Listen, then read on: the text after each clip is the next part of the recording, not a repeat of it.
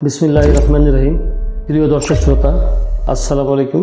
আমি নাজমুস সাকিব, সম্পাদক দৈনিক ফুলকি, ইউটিউব চ্যানেল ফুলকি নিউজ, ফেসবুক পেজ ডেইলি ফুলকির পক্ষ থেকে আপনাদের শুভেচ্ছা জানাচ্ছি। আজ আমি কথা বলতে চাই ক্ষমতাচ্যুত পলাতক সাবেক প্রধানমন্ত্রী শেখ হাসিনা ও সাবেক স্বরাষ্ট্রমন্ত্রী আসাদুজ্জামান কামালের মৃত্যুদণ্ড প্রসঙ্গে। আন্তর্জাতিক অপরাধ ট্রাইব্যুনাল 1 এই মৃত্যুদণ্ড ঘোষণা করেছেন এবং পাশাপাশি তাদের সম্পদ বাজেয়াপ্ত করেছেন।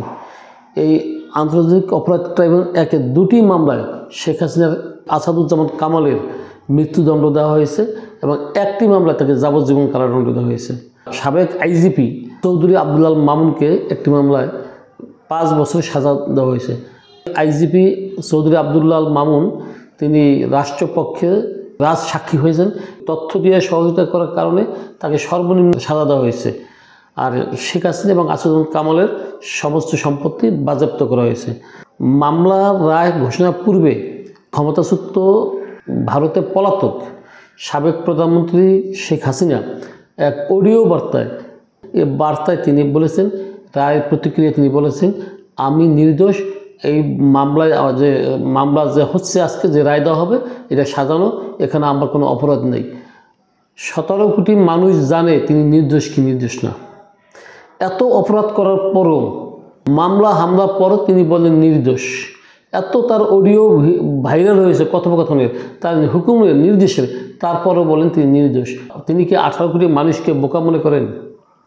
এখন যদি তার অনুতপ্ত তিনি না হন, সে তাহলে তিনি কিসের রাজনীতি করবেন, কিসের নেতৃত্ব দিবেন বাংলাদেশকে? তিনি বলেন তিনি একবার এক কথা বলেন আমার কেউ কিছু করতে পারবে না, আমি আবার বাংলাদেশে আসবো এবং এই যারা বিচার করেছেন এবং যারা অভিযোগ তুলেছেন তাদের বিচার করব। এই বাংলা মাঠে তিনি বিচার করবেন। তার বয়স এখন 78, অথচ মুখের কথা লাগাম এখনও আসেনি এত অপরাধের পরেও। আবার তিনি বলেন আল্লাহ জীবন দিচ্ছেন, আল্লাহ নেবেন, আমার কোনো আপত্তি নেই, আফসোস নাই।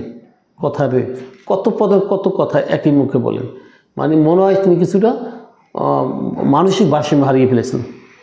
এই রায়কে ঘিরে অন্তর্বর্তীকালীন সরকার, বিএনপি, জামাত, এনসিপি, ছাত্র প্রতিনিধিরা এবং শহীদ পরিবার স্বাগত জানিয়েছেন।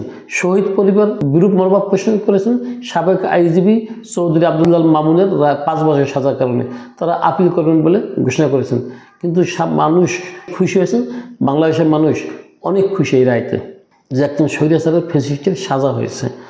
কিন্তু এই রায়কে ঘিরে মানুষ যে আশঙ্কা করেছিলেন যে আওয়ামী লীগ বিশৃঙ্খলা সৃষ্টি করবে, তারা 2 দিন লকডাউন 16 তারিখ এবং 17 তারিখ আজকে লকডাউন ঘোষণা করেছেন। গতকাল রাত্রে আওয়ামী লীগ নেতাকর্মীরা কিছু গাড়ি, পার্কিং করা গাড়ি, পরিত্যক্ত গাড়ি পুড়িয়েছে।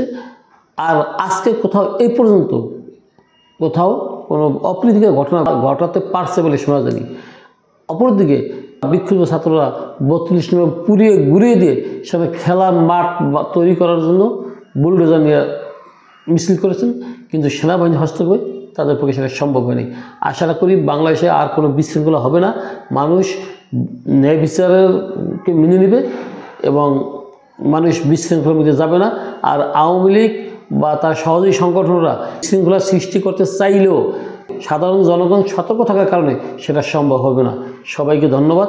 আসসালামু আলাইকুম রহমতুল্লাহি ওয়া বারাকাতুহু।